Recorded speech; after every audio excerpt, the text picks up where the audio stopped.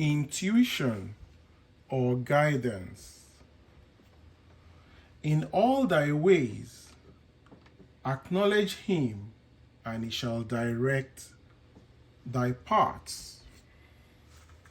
There is nothing too great of accomplishment for the man who knows the power of his word and who follows his intuitive leads. By the word, he starts in action unseen forces and can rebuild his body or remold his affairs. It is therefore of the utmost importance to choose the right words, and the student carefully selects the affirmations he wishes to catapult into the invisible. He knows that God is his supply, that there is a supply for every demand, and that his spoken word releases this supply. Quote, ask and ye shall receive. Matthew 7, verse 7. Man must make the first move. Quote, draw nigh unto me, God, and he will draw nigh unto you. I have often been asked just how to make a demonstration. I reply, quote, speak the word and then do not do anything until you get a definite lead. Demand the lead, saying, quote, Infinite Spirit, reveal to me the way. Let me know if there is anything for me to do, end quote. The answer will come through intuition or hunch, a chance remark from someone, or a passage in a book, etc. The answer are sometimes quite startling in their exactness. For example, a woman desired a large sum of money. She spoke the words, quote, Infinite Spirit, open the way for my immediate supply. Let all that is mine by divine right now reach me in avalanche of abundance. Then she added, give me a definite lead. Let me know if there is anything for me to do. The thought came quickly. Give a certain friend who had helped her spiritually $100.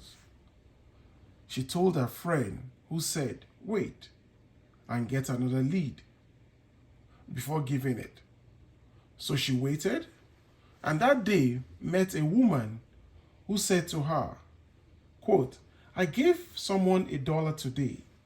It was just as much for me as it will be for you to give someone 100, end quote.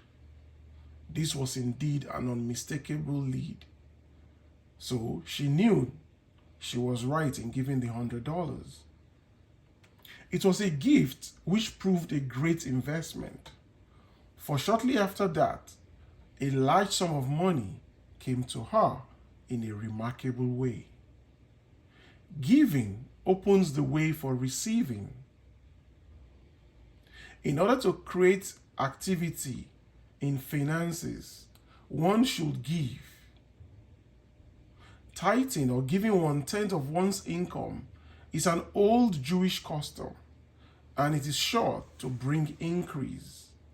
Many of the richest men in this country have been tithers, and I have never known it to fail as an investment. The 10th part goes forth and returns blessed and multiplied. But the gift or tithe must be given with love and cheerfulness. For, quote, God loves a cheerful giver. Bills should be paid cheerfully. All monies should be sent forth fearlessly and with a blessing. This attitude of mind makes man master of money. It is his to obey, and his spoken word then opens vast reservoirs of wealth. Man himself limits his supply by his limited vision. Sometimes the student has a great realization of wealth, but is afraid to act. The vision and action must go hand in hand, as in the case of the man who bought the four-lined overcoat. A woman came to me asking me to speak the word for a position. So I demanded, quote, "Infinite Spirit, open the way for this woman's right position," end quote. Never ask for just a position. Ask for the right position, the place already planned in divine mind, as it is the only one that will give satisfaction. I then gave thanks that she had already received and that it will manifest quickly. Very soon, she had 3 positions offered her, 2 in New York and 1 in Palm Beach, and she did not know which to choose. I said, quote, "Ask for a definite lead," end quote.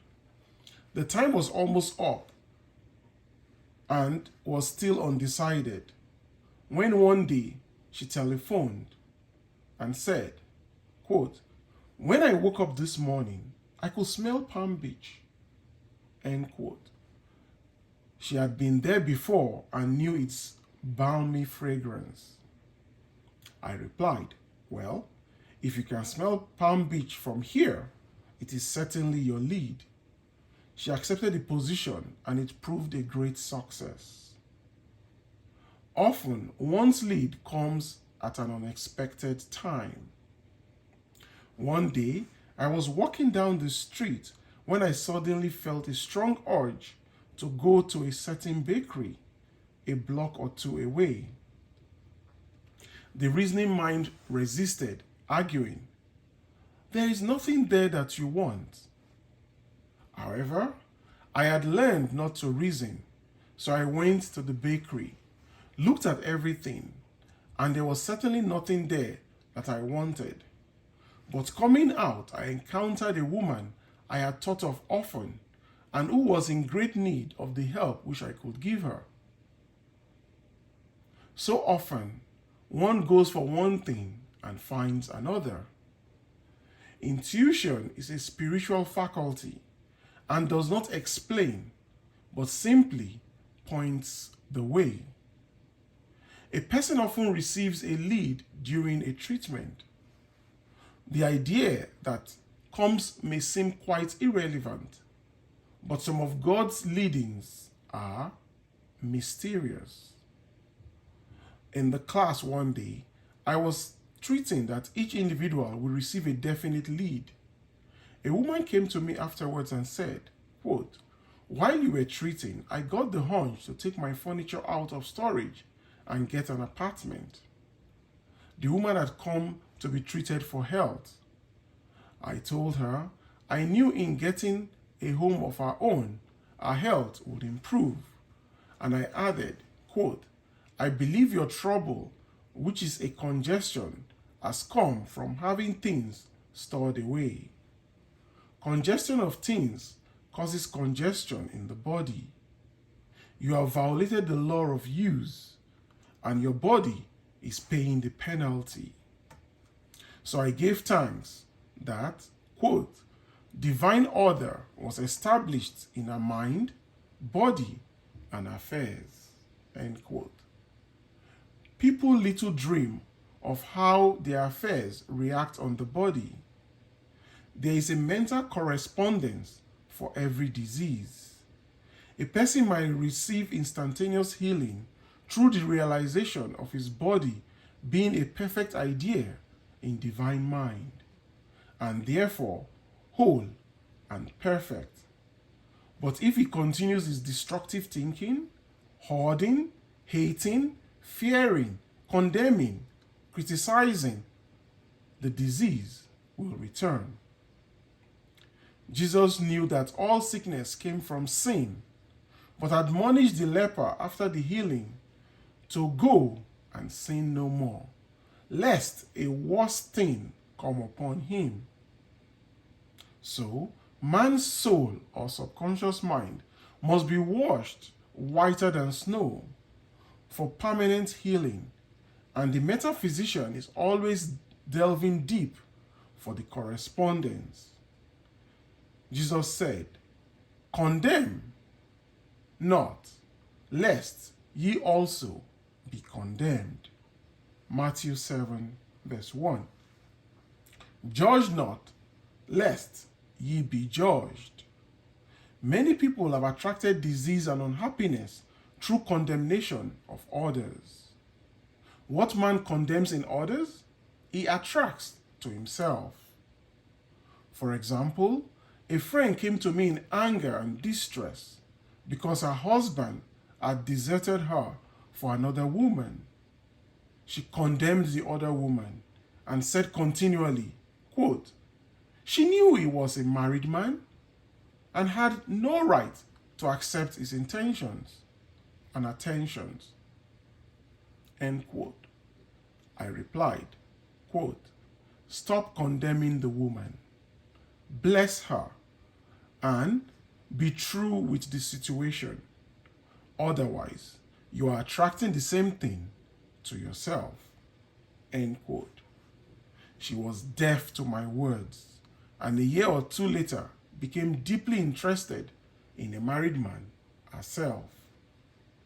Man picks up a live wire whenever he criticizes or condemns and may expect a shock. Indecision is a stumbling block in many pathways.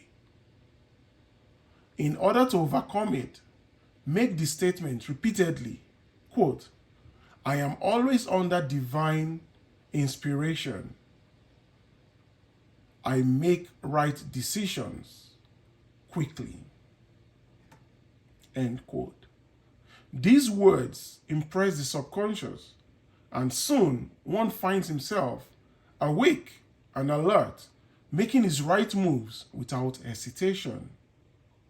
I have found it destructive to look to the psychic plane for guidance, as it is the plane of many minds and not, quote, the one mind, end quote.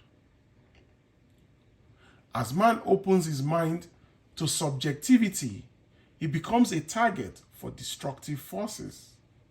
The psychic plane is the result of man's mortal thought and is on the plane of opposites.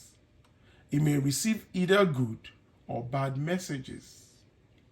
The science of numbers and the reading of horoscopes keep man down on the mental plane or mortal plane, for they deal only with the karmic part. I know of a man who should have been dead years ago according to his horoscope, but he is alive and a leader of one of the biggest movements in this country for the uplift of humanity. It takes a very strong mind to neutralize a prophecy of evil. The student should declare, quote, every false prophecy shall come to naught. Every plan my Father in heaven has not planned shall be dissolved and dissipated. The divine idea now comes to pass. End quote. However, if any good message has ever been given you of coming happiness or wealth, harbor and expect it, and it will manifest sooner or later through the law of expectancy. Man's will should be used to back the universal will. Quote, I will that the will of God be done. End quote. Matthew 6, 9 and 10. It is God's will to give every man every righteous desire of his heart, and man's will should be used to hold the perfect vision without wavering. The prodigal son said, quote, I will arise and go to my Father. Luke 15:16-17. It is indeed often an effort of the will to leave the husks and swine of mortal thinking. It is so much easier for the average person to have fear rather than faith. So faith is an effort of the will. As man becomes spiritually awakened, he recognizes that any external inharmony is the correspondence of mental inharmony. If he stumbles or falls, he may know he is stumbling or falling in consciousness. One day, a student was walking along the street condemning someone in her thoughts. She was saying mentally, quote, "That woman is the most disagreeable woman on earth," end quote. When suddenly, 3 Boy Scouts rushed around the corner and almost knocked her over. She did not condemn the Boy Scouts, but immediately called on the law of forgiveness and, quote, saluted the divinity, end quote, in the woman. Wisdom's way are ways of pleasantness, and all our paths are paths of peace. When one has made his demands upon the universal, he must be ready for surprises. Pleasant surprises. Everything may seem to be going wrong, when in reality, it is actually going right. For example, a woman was told that there was no loss in divine mind. Therefore, she could not lose anything which belonged to her. Anything lost will be returned, or she will receive its equivalent. Several years previously, she had lost $2,000. She had loaned the money to a relative during her lifetime, but the relative had died, leaving no mention of it in her will. The woman was resentful and angry, and as she had no written statement of the transaction, she never received the money. So she determined to deny the loss and collect the $2,000 from the Bank of the Universal. She had to begin by forgiving the woman, as resentment and unforgiveness closed the doors of this wonderful bank. She made this statement, quote, "I deny loss. There is no loss in divine mind. Therefore, I cannot lose the $2,000 which belong to me by divine rights." Quote, "As one door shuts, another door opens," end quote. She was living in an apartment house which was for sale, and in the lease was a clause stating that if the house was sold, the tenants would be required to move out within 90 days. Suddenly, the landlord broke the leases and raised the rent. Again, injustice was on her pathway, but this time she was undisturbed. She blessed the landlord and said, quote, "As the rent has been raised, it means that I'll be that much richer, for God is my supply," end quote. New leases were made out for the advanced rent, but by some divine mistake, the 90 days clause had been forgotten. Soon after, the landlord had an opportunity to sell the house. On account of the mistake in the new leases, the tenants held possession for another year. The agent offered each tenant $200 if he would vacate. Several families moved. 3 remained, including the woman. A month or 2 passed, and the agent again appeared. This time, he said to the woman, quote, Will you break your lease for the sum of $1,500? End quote. It flashed upon her, quote, here comes the $2,000, end quote. She remembered having said to friends in the house, we will act together. We will all act together if anything more is said about leaving. So our lead was to consult our friends. These friends said, quote, well, if they have offered you $1,500, they will certainly give you $2,000. So she received a check for $2,000 for giving up the apartment. It was certainly a remarkable working of the law, and the apartment injustice was merely opening the way for a demonstration. It proved that there is no loss, that when man takes a spiritual stand, he collects all that is from this great reservoir of good, the bank of the universal. Quote, I will restore to you the years the locusts have eaten. Joel chapter 2. The locusts are the doubts, fears, resentments, and regrets of mortal thinking or carnal mind. These thoughts, these adverse thoughts alone rob man.